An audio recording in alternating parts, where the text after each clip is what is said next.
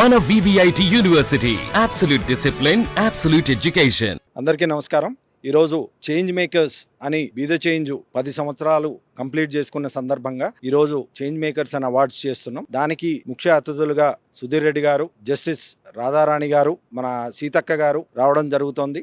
అయితే ఈ రోజు ఈ ప్రోగ్రాము 10 సంవత్సరాల్లో బీద చేంజ్ వివిధ అంశాల్లో ఎడ్యుకేషన్ నుంచి మొదలెట్టి హ్యూమన్ రైట్స్ వరకు వివిధ విభాగాల్లో మనం పనిచేయడం జరిగింది. అయితే దీనికి సంబంధించి ఎవరైతే చేంజ్ కోసం, సమాజంలో ఒక మార్పు కోసం పనిచేశారో వీళ్ళందరికీ స్ఫూర్తిదాయకంగా ఉంటూ వాళ్ళని ఎక్నాలెడ్జ్ చేస్తూ ఒక ప్రోగ్రామ్ చేసి వాళ్ళందరినీ అప్రిషియేట్ చేయాలని ఈ ప్రోగ్రామ్ చేయడం జరిగింది. సో ఈ రోజు కార్యక్రమంలో దగ్గర 56 మంది డిఫరెంట్ ఏరియాస్లో పనిచేసిన వాళ్ళని, ఒక నిర్దిష్టమైన మార్పు కోసం పనిచేసిన వాళ్ళని ఐడెంటిఫై చేసి వాళ్ళకి ఈరోజు అవార్డ్స్ ఇవ్వడం జరుగుతుంది. అయితే ఈ ఆలోచన రావడానికి ప్రధాన కారణం ఏంటంటే, లాస్ట్ మంత్ యూకే పార్లమెంట్లో బీద చేంజ్కి 10 సంవత్సరాలు కంప్లీట్ చేసుకుని ఇక్కడ మన సొసైటీకి చేసే మార్పు ఏదైతే పని చేస్తున్నామో దీన్ని అప్రిషియేట్ చేసుకుంటూ ఒక ఫెలిసిటేషన్ చేయడం జరిగింది. దానికి మన జిమ్ డిక్సన్ ఎవరైతే ఎంపీ, లండన్ ఎంపీ ఉన్నారో ఆయన వచ్చారు. ప్లస్ లార్డ్ ఉదయ్ నాగరాజు గారు కూడా రావడం జరిగింది.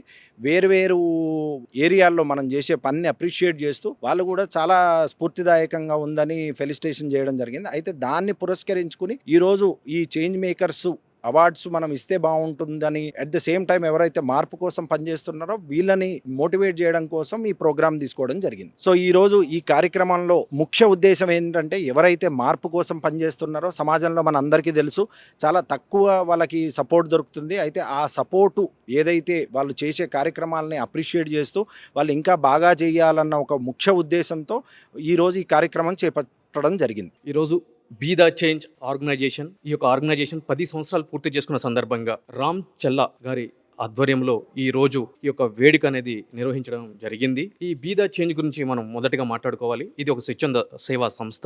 ఈ సంస్థ యొక్క కార్యక్రమాలు ఏ విధంగా ఉంటాయి అంటే కనుక, నెల రోజుల క్రితం యూకే పార్లమెంట్లో ఈ యొక్క సంస్థ గురించి ఒక ప్రత్యేక సెషన్ పెట్టి అక్కడ ఉన్నటువంటి ఎంపీస్ ఈ యొక్క సంస్థ గురించి అక్కడ పార్లమెంట్లో మాట్లాడారు అని అంటే కనుక, మన దేశంలో ప్రత్యేకించి హైదరాబాద్లో ఒక అడ్వకేట్ అయ్యుండి సమాజానికి ఏదో చేయాలి అనే ఒక తపనతోటి రామ్ చల్లా గారు ఈ యొక్క ఇనిషియేటివ్ అనేది స్టార్ట్ చేయడం జరిగింది. అది ఖండాంతరాలు దాటి యూకే వరకు వెళ్ళటం జరిగింది. అందులో భాగంగానే వివిధ రంగాలకి సంబంధించినటువంటి ప్రముఖులకి ఈ రోజు ఈ యొక్క అవార్డ్స్ ప్రదానోత్సవం అనేది కార్యక్రమం ఈ రోజు ఈ యొక్క హైటెక్ సిటీలో ఇక్కడ చేయడం జరిగింది. అందులో భాగంగానే ఈరోజు రిటైర్డ్ ఎక్స్ సర్వీస్ మెన్కి సంబంధించి ఉచితంగా ఎన్ఓసి ఇప్పించేటటువంటి కార్యక్రమంలో కానీ, అదేవిధంగా మూగ జీవులకి వేసవకాలంలో తొట్టెలు ఏర్పాటు చేసి నీళ్ల సౌకర్యాన్ని కల్పించేటువంటి కార్యక్రమంలో కానీ, అదేవిధంగా విద్యార్థులకి కార్పొరేట్ కళాశాలలు, అదేవిధంగా ప్రభుత్వ కళాశాలలు కూడా ఫీజు రియంబర్స్మెంట్ ప్రభుత్వం నుంచి రాకపోయినా కూడా మీకు సర్టిఫికేట్స్ ఇవ్వము అని చెప్పి బలవంత పెడుతున్నప్పుడు, మీరు ఫీజు కట్టాల్సిందే అని చెప్పన్నప్పుడు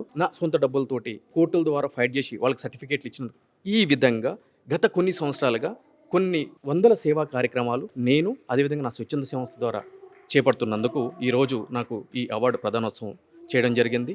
ఇందులో భాగంగానే వివిధ రంగాల ప్రముఖులు ఈరోజు రావడం జరిగింది. అందులో భాగంగానే జస్టిస్ రాధారాణి గారు, కన్జ్యూమర్ రెడ్రెసల్ ఫోరం ప్రెసిడెంట్, అదేవిధంగా మిగిలిన రాజకీయ అతిథులు, అదేవిధంగా 7 దేశాలకి సంబంధించినటువంటి మన దేశ కార్యక్రమాలు చేసేటువంటి మన దేశకు సంబంధించినటువంటి సెక్రటరీ జనరల్, వీళ్ళందరూ కూడా అతిరథ మహారథులు అందరూ కూడా ఈరోజు ఈ వేడుకకి రావడం జరిగింది. సో మీ అందరి ఆశీస్సులు ఎల్లప్పుడూ కూడా నా మీద ఈ విధంగానే ఉంటూ మరింత మందికి నా యొక్క శక్తిని, నేను అందించే సహాయాన్ని, కావాల్సినటువంటి ప్రోద్బలాన్ని మీ ద్వారా అందుతుందని చెప్పని మనసా వాచా కోరుకుంటున్నాను. Thank you very much. జై హింద్.